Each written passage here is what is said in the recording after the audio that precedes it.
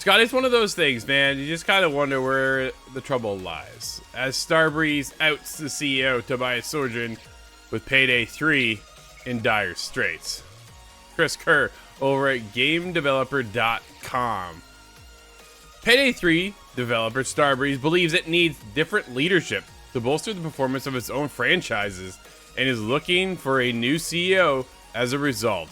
In a notice to investors, the Swedish company explained it had bid farewell to CEO Tobias after 3 years at the helm and is searching for a new long-term successor.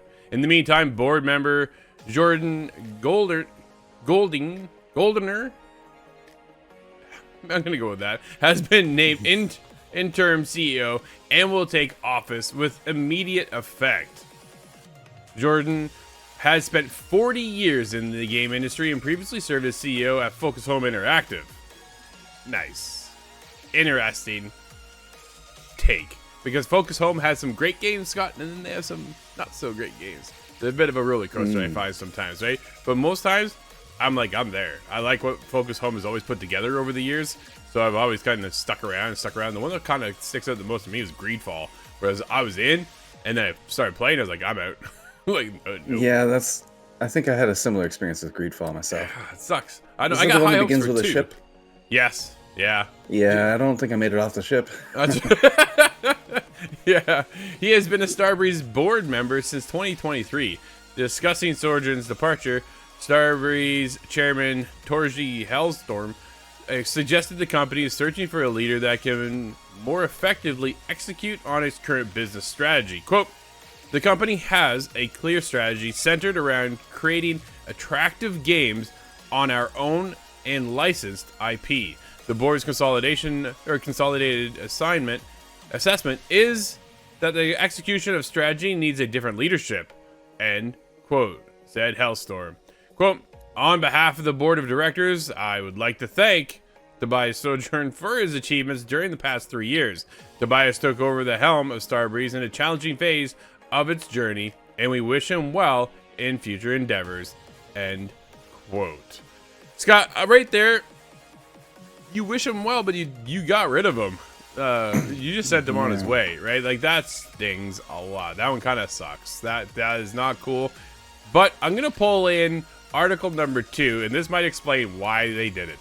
Payday 2 now has almost 85 times as many average players as Payday 3.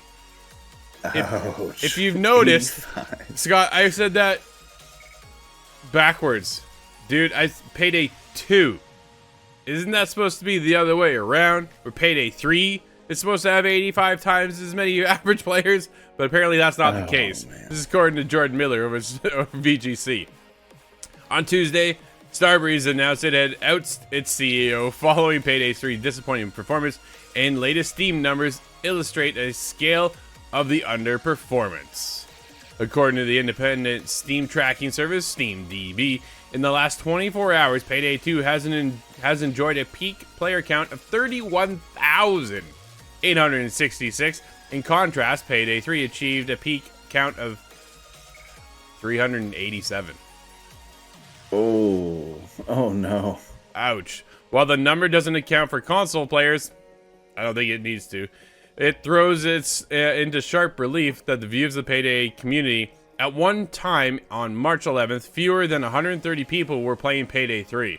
Scott, I don't think I really need to go into any more context except for let's break it down. They got rid of the CEO because of one reason. The vision of Payday 3 didn't pan out. Right? Yeah, I'm not sure if that's the CEO's fault, but ultimately they remain responsible. So at least there is some amount of responsibility taken. Right? As the captain goes down with the ship. It's kind of how right? And this is that instance here, right? It's funny, when you take a look at a baseball team and the team sucks, you know who gets fired? The coach. I'm like, the coach isn't playing the game. You know what I mean? Like, the coach isn't out on the field. He is controlling the team and doing this, that, and the other. And, you know, I get it, but this is kind of in that same instance. He's not the one making the game, but he's the one overseeing the entire project. The outcome is supposed to have the vision of where to take this, right? And it's just not paying off. When you have, dude, your old game, which is now 10 years old, Scott. Payday 2 isn't just a couple years old. It is That's a 10 good point. years old. Has 31,000 compared to the latest game, which is only, is it a year old now at this point? Or coming up on a year? Yeah, I think it was in the summer. Yeah. 378. That is not good. Not cool. This really, really sucks. I had high hopes for Payday 3, man. I can't help but liken this to the Blizzard's Overwatch situation, where if they had kept Overwatch 1 online, I think you would have seen a similar kind of breakdown this way, where the older game is so much more successful than the new one for whatever reason. But it's interesting to me that the Starbreeze chairman, Mr. Hellstrom, says that, quote, the company has a clear strategy centered around creating attractive games on our own and licensed IPs. Yeah. Quote ends. But what licensed IPs is he talking about there? What can Starbreeze pull out other than Payday? I'm not familiar exactly with everything that Starbreeze has done. A quick search reveals that A Brothers, A Tale of Two Sons originally was published through them. It was published. Now it's published through Chronicles EA. of Riddick game. Yeah, so now it's all appears to be under the EA banner. But I'm wondering, what is the redemption story out of Starbreeze? I don't know. A new IP? Because if they're pulling I don't off all think their Payday 4 is going to happen. Dude, nobody wants Payday 4 right now, right? They're coming off of Payday 3. So they got Project Baxter, Turtle versus Turtle, which are their third-party publishing, and Payday 2. Like, dude, what is Project Baxter? I never even seen this. Love the art style. No. I like the art style. Dude, the art style looks really, really cool.